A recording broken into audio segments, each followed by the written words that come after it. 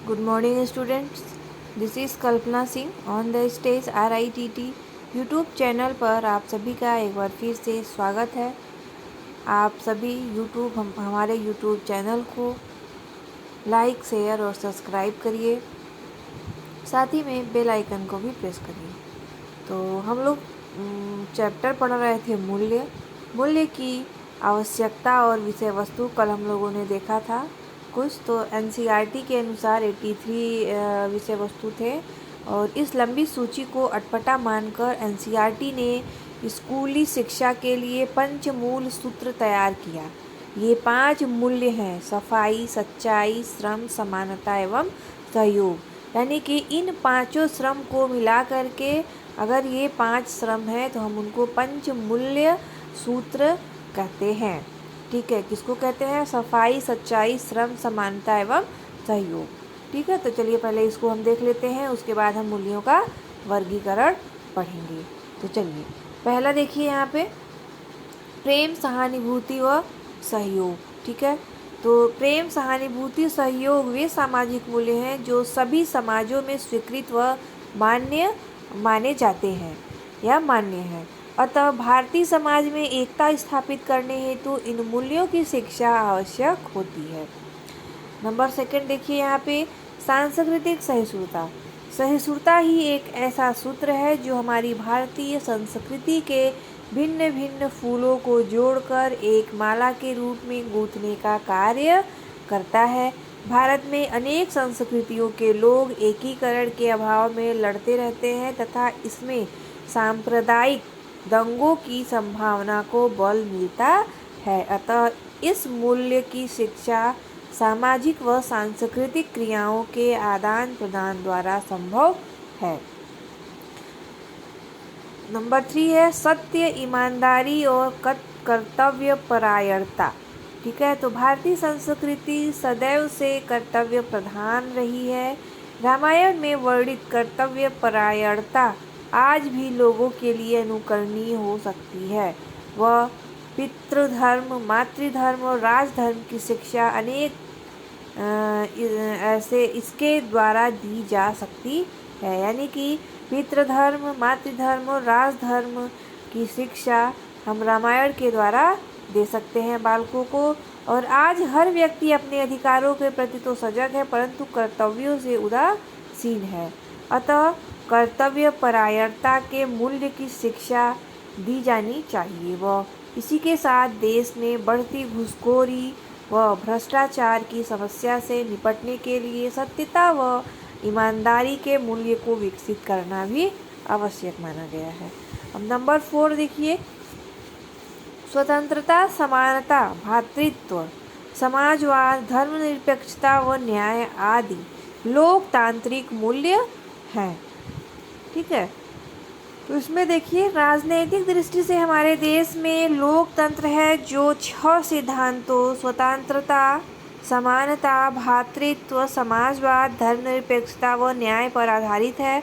अतः देश के समस्त नागरिकों में इन्हें मूल्यों के रूप में विकसित करना आवश्यक होता है। नंबर 5 है श्रम, गरिमा। ठीक है, तो श्रम, डिग्निटी ऑफ लेबर।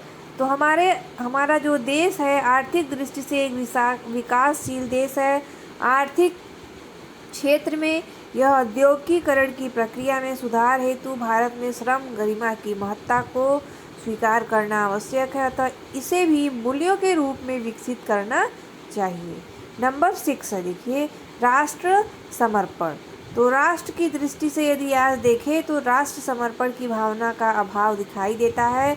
विधायक, सांसद और मंत्री एक राष्ट्र हित की शपथ लेने के बाद भी राष्ट्र की भलाई के बारे में नहीं सोचते हैं तथा कुर्सी की लड़ाई में लिप्त रहते हैं और अपनी तिजोरियां भरने में बिजी रहते हैं। अतः आज राष्ट्र समर्पण की भावना को मूल्य के रूप में विकसित करना आवश्यक माना गया है। चलिए तो आगे हम लोग देखते हैं मूल्यों का वर्गीकरण। ठीक है, तो मूल्यों का वर्गीकरण हम लोगों ने पिछले शॉर्ट में देखा था। जिस प्रकार से मूल्य में अर्थों में विभिन्नता पाई जाती है, उसी प्रकार उसके वर्गीकरण में भी विभिन्नता पाई जाती है। जैसे हमारे देश में कई प्रकार के मूल्य हैं, सामाजिक मूल्य हैं, सांस्कृतिक मूल्य हैं, धार्मिक मूल्य हैं, आर्थिक मूल्य, राजनैतिक मूल्य, राष्ट्रिक मूल्य, शाश्वत मूल्य, तात्कालिक मूल्य, ये सब क्या है? ये सब अलग अलग है, पर वर्गीकरण में भी भिन्नता होती है। अतः मूल्यों का वर्गीकरण अनेक प्रकार से किया गया है। जब मनुष्य प्राकृतिक जीवन जीता है तो जीवन के मूल्य सरल थे। समुदाय में संघर्ष, शक्ति, प्रेम, सहानुभूति, सहयोग आदि को मूल्यों के रूप में स्वीकृत किया जा रहा था।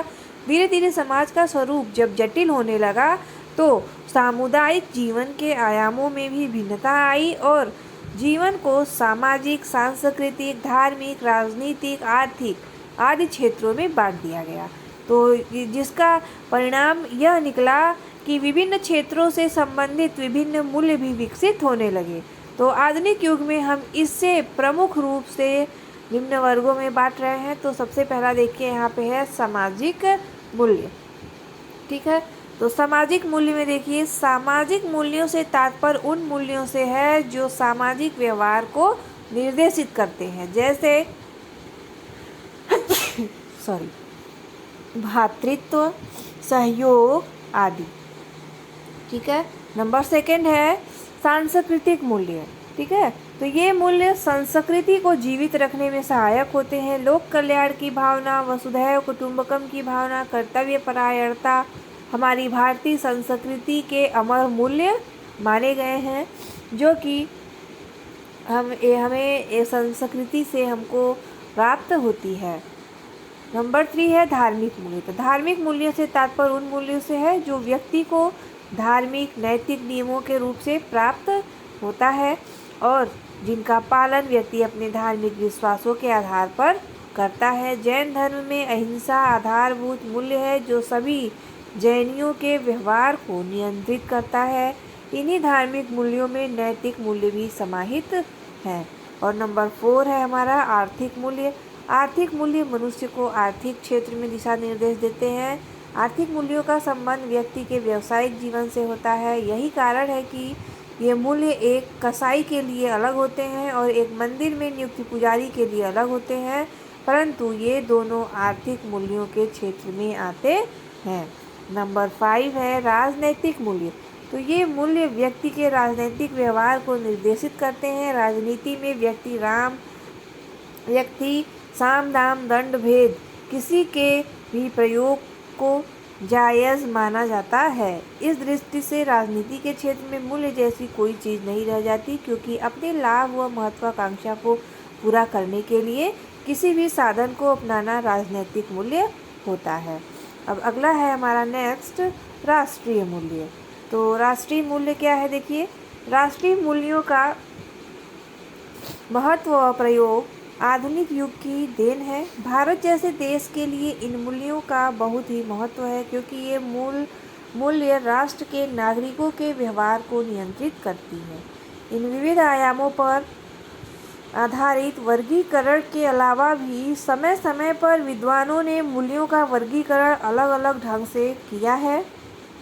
इनमें कुछ प्रमुख इस प्रकार से दिए गए हैं। पहला है देखिए शाश्वत व तात्कालिक मूल्य, आंतरिक व बाह्य मूल्य, अंतर्निहित व नैमित्त मूल्य, आध्यात्मिक व भौतिक मूल्य, सकारात्मक व नकारात्मक मूल्य। तो यहाँ पे देखिए, शाश्वत मूल्य मनुष्य के चुनाव पर निर्भर नहीं रहते। ये मूल्य जीवन के आधारभूत मूल्य हैं तथा इन मूल्यों पर देश, काल या परिस्थितियों का कोई प्रभाव नहीं पड़ता है। इसमें से प्रमुख है सत्य, अहिंसा, सहिष्णुता, शांति आदि। तो तात्कालिक मूल्य वो होते हैं जो कि शारीरिक व भौतिक इच्छाओं की तात्कालिक पूर्ति करती है, यानी कि ये अस्थायी होते हैं, वह एक निश्चित व परिस्थितियों से संबंधित होते हैं। मूल्य वो होते हैं जिन्हें कि व्यक्ति आंतरिक मूल्य वो होते हैं जिन्हें व्यक्ति अपनी इच्छा के अनुसार स्वीकार करता है। इन मूल्यों का पालन करने का आदेश व्यक्ति को अपने अंतर मन से प्राप्त होता है। यानी कि जब मनुष्य अपने अंदर से यानी कि अपने मन से जिन मूल्यों को स्वीकार करता है वो हमारा आंतरिक मूल्य कहलाता है। इन मूल्यों का पालन करने से व्यक्ति को आत्मसंतुष्टि मिलती है। बाह्य मूल्य वे होते हैं, बाह्य मूल्य जिन्हें व्यक्ति किसी बाहरी दबाव के कारण स्वीकार करता है। बाह्य मूल्य वो होते हैं जैसे कि किसी के दबाव में आकर हम स्वीकार करते हैं। इन मूल्यों को व्यक्ति की बुद्धि तो स्वीकार कर लेती है परंतु हृदय इसे स्वीकार नहीं करता है। यानी कि दिमाग से तो वो स्वीकार कर लेते हैं, दिल से उसको मतलब मन से स्वीकार नहीं कर पाते हैं क्योंकि ये व्यवहारिक जीवन से संबंधित होता है। अगला है हमारा अंतर्निहित मूल्य। अंतर्निहित मूल्य वे हैं जिन्हें मनुष्य स्वभावगत गुणों के कारण पाने की इच्छा करता है। ज्ञान प्राप्ति, सत्य, सुख, शांति, आध्यात्मिक पूर्णता आदि मूल्य अपने अंतर्निहित गुणों के कारण महत्वपूर्ण व वांछनीय है। नैमित्तिक मूल्य वे हैं जो आधारभूत मूल्यों की प्राप्ति में सहायक होते हैं, जैसे अहिंसा के पालन के लिए वध के लिए ले जाने वाले पशु की रक्षा नैमित्तिक मूल्य की श्रेणी में आता है। नेक्स्ट है हमारा आध्यात्मिक व भौतिक मूल्य। तो आध्यात्मिक व भौतिक मूल्यों का वर्गीकरण भारतीय दार्शनिकों ने किया है। आध्यात्मिक मूल्य हमारे आध्यात्मिक व्यक्ति के आध्यात्मिक चिंतन व व्यवहार को दिखलाता है। इन्हें भारतीय दर्शन में 4 पुरुषार्थ धर्म, अर्थ, काम व मोक्ष के नाम से पुकारा जाता है। भौतिक मूल्य वे मूल्य होते हैं जो हमारे सांसारिक जीवन के व्यवहार से संबंधित होते हैं, जैसे प्रेम, करुणा, दया, सहयोग आदि। ठीक है, तो अगला देखिए हमारा सकारात्मक मूल्य और नकारात्मक मूल्य। तो सबसे पहले हम नकारात्मक मूल्यों को देखते हैं। नकारात्मक मूल्यों से हम क्या समझते हैं, देखिए नकारात्मक मूल्यों से तात्पर्य है जो समाज द्वारा स्वीकृत होते हैं और उन्हें व्यक्ति समाज की विभिन्न क्रियाओं में भाग लेते हुए सीखता है और जिनके व्यवहार जिनसे उनका व्यवहार अगले कार्य की ओर निर्देशित होता है, जैसे प्रेम। नकारात्मक मूल्य भी समाज की विभिन्न क्रियाओं में भाग लेकर मनुष्यों द्वारा सीखे जाते हैं परंतु इन्हें समाज की स्वीकृति नहीं मिलती, जैसे द्वेष, घृणा, प्रतिद्वंद्विता आदि। ठीक है, आज के लिए बस इतना ही।